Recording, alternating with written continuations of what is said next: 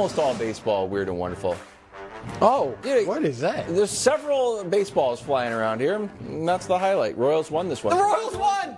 Oh, Kansas City buddy. highlight. Oh, yeah. You put First that win in of the just year. for Nick. Well, We're gonna slow down turn in it the around. sports world. Why Wonderful was he Red so Sox scared Pirates. of the two Yeah, balls? yeah, exactly. Right, I mean, come on, I get it. Rafael Devers? Yeah, there's Devers. He ends up catching this one.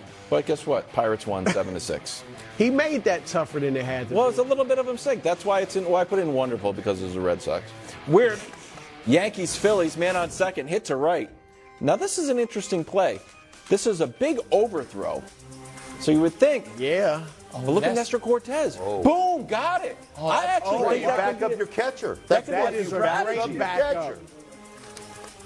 Yankees win. Dude, that Phillies was haven't won a game awesome yet. back. Look at that. Only team stat. in the NL. That's one. Awesome back. Wonderful Mariners, Woo. Angels. Get out. 431 feet. I know when I first saw this, I was like, that can't be over 430. Wrong. 431. Angels have won 3 in a row. There we go. One of my early They're Catcher, looking fella. good. 3-1 so far. I like it. That's Keep Weird. it up, Angels. national championship. Jordan Hawkins. Hey, that was one of the best misses in a while, though. What? best misses.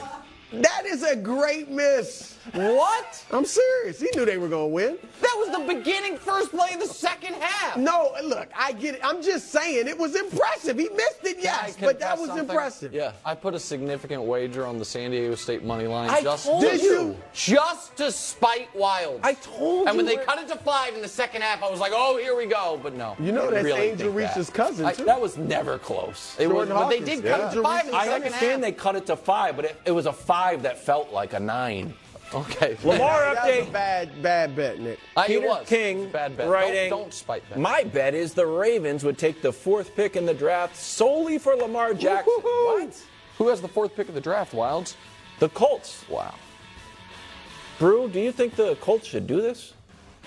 Yeah, I think they should go get Lamar.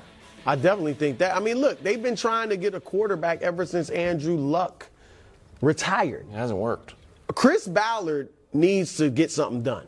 All right. Since he's been GM, he's got 3 head coaches. This will be his 8th starting quarterback. 8th. Including guys Darren got hurt. Orlovsky, really. Oh. 8th starting quarterback. Shout So out to Darren Orlovsky. he's got to go get a guy. And look, this team defensively, for the most part, over the last few years, they've been pretty good defensively overall. Last year, gave up a ton of points, but the offense was part of the problem there. All right, I think you get a quarterback like Lamar in there. You got Jonathan Taylor. I think your run game would be incredible.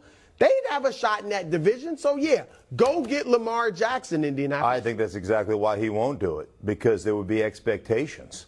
There's the expectation. Like, one thing about Lamar, and listen, the way the Baltimore Ravens are constructed, like, they're one of one with a fullback that used to play D-line that weighs 313 pounds and 6'4". Their tight ends are all 6'5", 270. They don't make guys that play tight end that can block people anymore, because that's not how you get paid. It's the receiving Kelseys of the world that have changed the tight end dynamic, Shannon Sharps of the world, all those guys. So they've changed that dynamic. They don't make them that way anymore. So all of a sudden you're going to say, okay, we're going to get Lamar. We're going to pay him $150 million or whatever we're going to pay him. And, oh, by the way, we're going to give away draft picks, and we're not going to be able to build an offense around him with the pieces that the Baltimore Ravens have. No. What we're going to do is we're going to draft a quarterback and kick the can down the road, and we're going to sell hope, and we're not going to have any money invested in that position. I don't think are you that'll saving work. your right, job? That's how they've done it. Does that save Ballard? No. They've tried to do it with Phillip Rivers. They've tried to do it with They've Carson tried Wentz. They stopgaps. tried to do it with Matt Ryan. No, they're going to get a rookie quarterback. They're not going to cost themselves anything. They're going to continue to draft and try to rebuild it that way and sell hope to the future. Hey, you know what? It's going to be C.J. Stroud. And boy, I tell you, Well, see, that's the potential. thing. It's the potential. They're not going to get Stroud or Young at number 4. So they're going to Will Levis or Anthony Richardson. So there's a twofold question. The first one is, would you rather give up the 4th pick or wait until after the draft and give up your next 2 first-rounders? Theoretically, you'd be better off giving up your next 2 first-rounders. The reason this Peter King story is noteworthy is what he is saying is the Ravens wouldn't fight you on this. You could just, you have to worry about them matching, whatever. Maybe they would fight you on, I can give you 2 late potential first-rounders. You can just have it done cleanly. So that's something that makes sense for the Colts. The second thing that makes sense for the Colts is they have an incredibly clean cap moving forward. So you would be able to add people. Also, there's a report from Albert Breer that DeAndre Hopkins might be flat released because, and if that were to happen, the Colts, the ability for them to bring him in because they have the cap space, now you have a real receiver to go along with a real quarterback. Indianapolis has to make the decision. What world do we want to live in? I understand what Sting's saying, the selling hope, kick the can down the road world. Or, from 1999 to 2018, we had 20 seasons of Peyton Manning and Andrew Luck. We made the playoffs 15 times. We won 13 playoff games, went to 2 Super Bowls, we won 1. Since then, in the 4 years since then, we've been to the playoffs once. We've got 0 playoff wins. We don't have quarterbacks. Nick Foles. And they've been a decent team and they've been a decent team otherwise.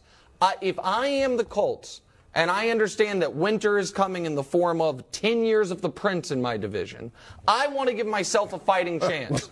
What do you guys bite on a bad peach or something, buddy? I don't think people are as worried about Trevor Lawrence. Okay, that's fine. Check the latest MVP odds or the Vegas odds or whatever you want. I don't See care if there's an about that overwhelming favorite to win the AFC South, because I think there is. I think they wear turquoise. Would they be if No, Indy that's got my Lamar, point. right. Of course. So if Indy's got to decide, what pool do we want to swim in?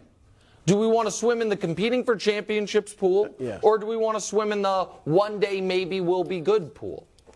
Quickly, Schlereth, where do you think Lamar is week 1? Baltimore Ravens. I don't think there's anywhere else he's going to go.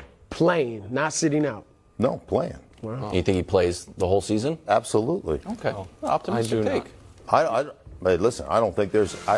Hey, the market's spoken. Nobody's giving up 2 first-rounders for him. Why'd you I think he goes back to Baltimore. Why'd you do that there? Because you're too high on Trevor Lawrence. 28